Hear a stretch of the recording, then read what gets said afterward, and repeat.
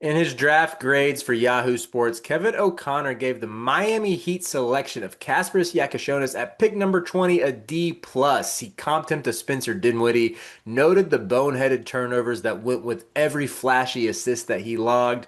Dion, you know I am a KJ guy, day one KJ guy. I was tantalized since Illinois dropped those practice footage clips a year ago today. I think he's more like Josh Giddey or Lonzo Ball than he is Spencer Dinwiddie. I get the concerns that and the obstacles to him to hitting those ceilings, but D plus to me is a bridge too far. I at least give him a C at pick 20. Like I don't see this at all. What are your thoughts on it? Um, I'm a KJ guy. I don't disagree with the rationale. I also think if you got Spencer Dinwiddie at 20, I think that's a pretty good pick. Realistically, like Spencer Dinwiddie's had a really good NBA career and a long one at that, and it's going to continue to be continue as well. So I think that's probably my biggest issue is like you graded it a D plus, but you compared him to Spencer Dinwiddie, who Spencer Dinwiddie is in this draft. I think he goes a little higher than 20, to be honest with you. But I don't know. I don't disagree. For every good play, there's a bad shot. For every good pass, there's a turnover. Like he's not wrong in any of that. I think what makes KJ so polarizing is if you're high on him, I understand why. If you're low on him, I also understand why. And that's why he went 20, by the way. Because if you just look at the physical attributes and some of what he does in general, this is a lotto pick, if not a top 10 pick. But the polarizing aspect of it is no one can figure out which side of the fence they land on. Kevin O'Connor lands on the D plus side. Obviously, you land on like a higher side of that. I also do, but I land on higher than D plus because of where he was picked. If he was picked 6 or 7, I probably land around a D plus. But with that in mind, like I believe in taking chances. I look at the Wizards; they don't have much at all. Well, no, that's not true. They're trying in Washington. They really are. But like, there's some teams that like the Pelicans with Jeremiah Fears. I think I take a shot on KJ. But Brooklyn with Yegor. I think both are shots in the dark. I think I would feel a little safer with KJ than I would Yegor, if I'm being honest with you, but I get it. But like that's what I mean. Like it's so polarizing who he is as a player.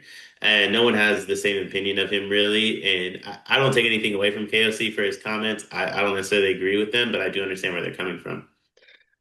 Kevin O'Bluffs would have given this pick an A plus if it was at number 6. Kevin O'Bluffs would have given this pick an A if it was at 15. Kevin O'Bluffs gives it an A plus plus at number 20. This was my favorite pick in the first round.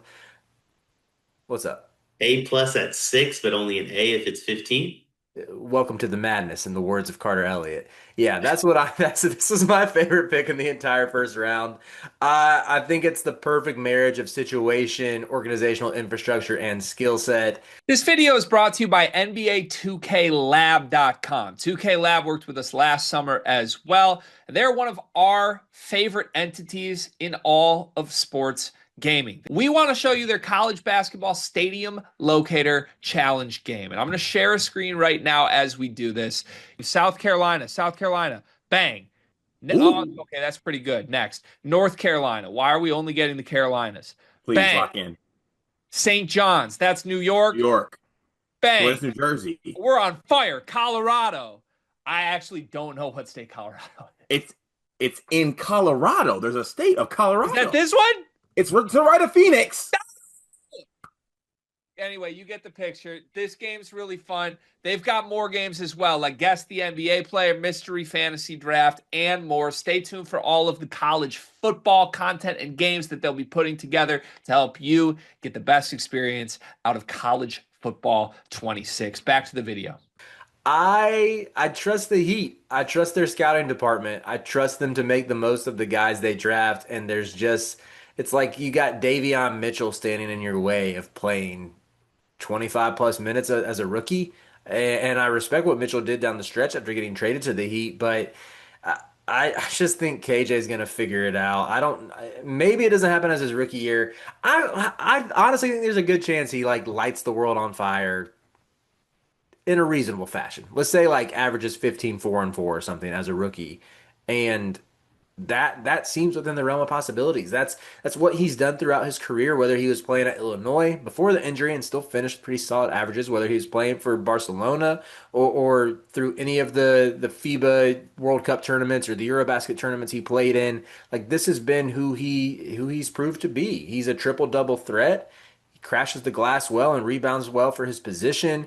His playmaking, I think his playmaking might be a tad overrated because the flashy assists are really sick. That's like the one thing I will say was like, yeah, the in terms of like the assist numbers and everything, like you're not gonna watch him and think he's Tyrese Halliburton with how he sets up his teammates. But he's still a really good passer. But I just think the shooting and the scoring is a little bit further along than people give him credit for.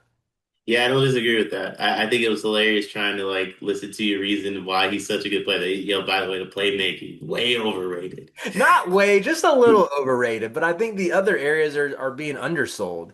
Like he was, again, I've said this on pretty much every video we've done on Kasparas. He was shooting 41% from three before that forearm injury that threw him off the rest of the year. I get the turnover concerns. He was hurt.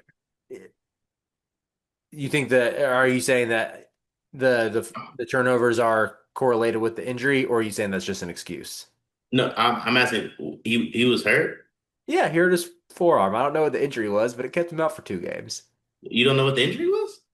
It was a we never got the specifics of it I wonder why. because you think this is just some chicanery in the Illinois athletic department. I'm not a doctor.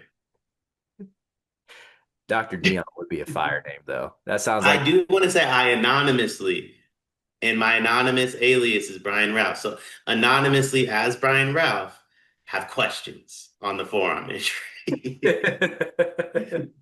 very random injury to sustain. I'm sure there will be some Illinois fans who correct me and maybe do give me some specifics, but I'm arguing on behalf of your guy, so let me do it. Yeah, what's up, Dion? And I'm sorry I keep cutting you off. One last thing on the forearm injury.